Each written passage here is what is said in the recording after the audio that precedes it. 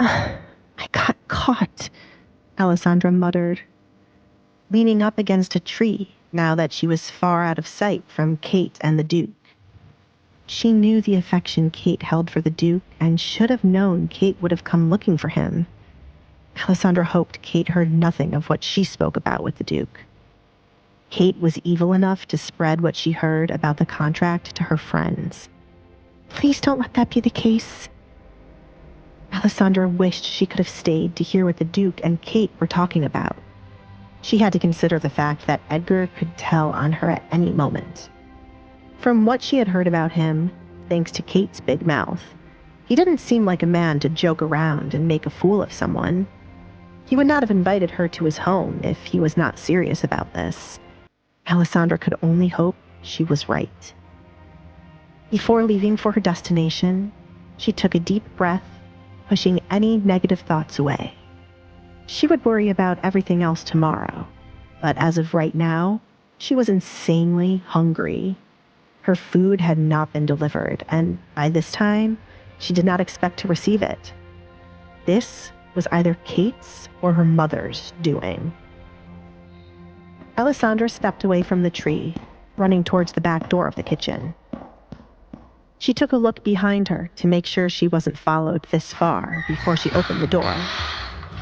What she heard when she opened the door was nothing but confusion.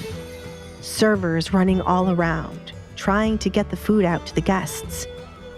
This was a whole other world compared to what everyone in her father's hall was experiencing. Mario? Alessandra called for the cook as she maneuvered her way through the chaos. No one seemed to realize Alessandra was in the kitchen, as they were all lost in their job. Alessandra preferred that they did not notice her. It's a bit bland, don't you think? Alessandra! Mario, one of the three cooks, said upon laying eyes on her. Cover for me. I won't be long, he told another cook.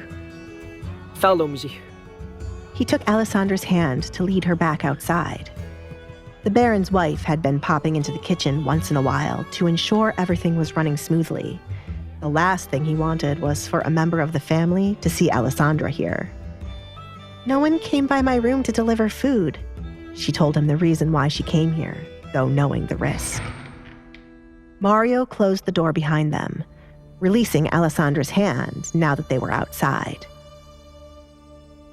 It's that witch's fault. Just a month ago, they were laying off all the cooks and some of the other workers. Now they have this party, and there's not enough of us to handle the job. What are they thinking? Duke Collins is looking for a wife. Haven't you heard? Mario scoffed upon hearing this. So that's the reason. Did they throw a party just for Kate to meet the man? I can only imagine she is like a fly bothering him right now. I've spoken to him. Alessandra spoke in a low tone. The Duke? About what? Mario did not see any reason for Alessandra to meet with such a man. He heard many stories concerning Edgar. There are many bad stories about him. There are many stories about me and this mask. Do you believe them? She asked, although she knew the answer. She was in no position to listen to rumors about others when the ones about herself were false.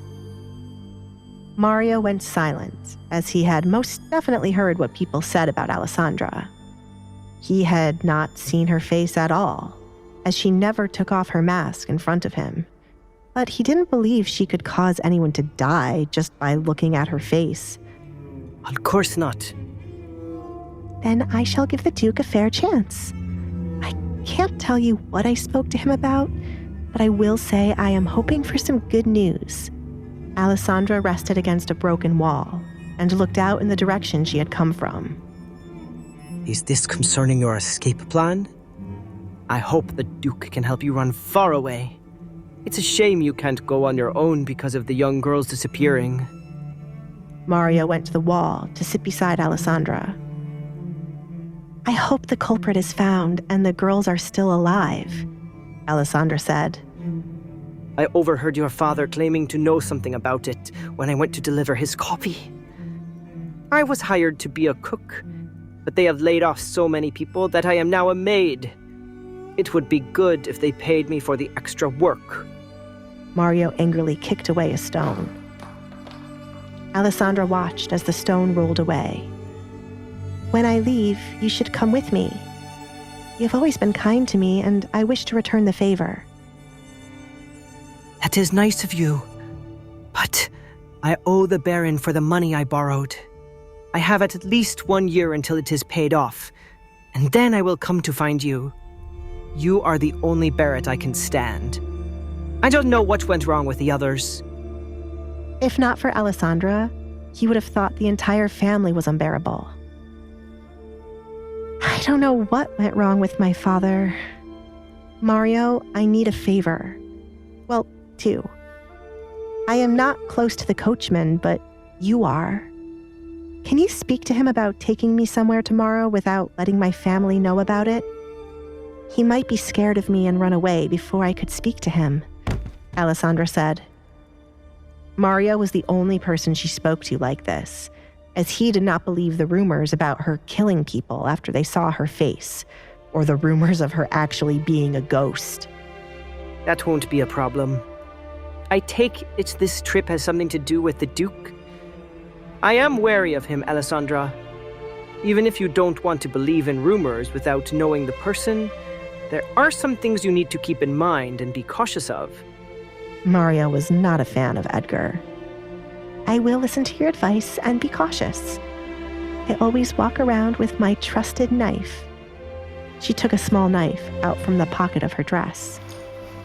Mario had stolen it a while ago and gave it to Alessandra as protection. If he tries anything with me, then bang! Mario stared unimpressed at the way Alessandra held the knife. Be reminded you are holding a knife, not a gun. What is the second favor you need? Mario! Someone from inside the kitchen yelled. Food, please. Alessandra innocently smiled. Right away. I must get it before they kill me for being away for so long. He got off the stone wall, dusted off his pants, and then opened the door to go back inside. While Alessandra patiently waited for him to bring some food, she tapped her finger, following the rhythm of the faint music coming from inside the home. It was a song her father loved so much that he played it at every party he hosted.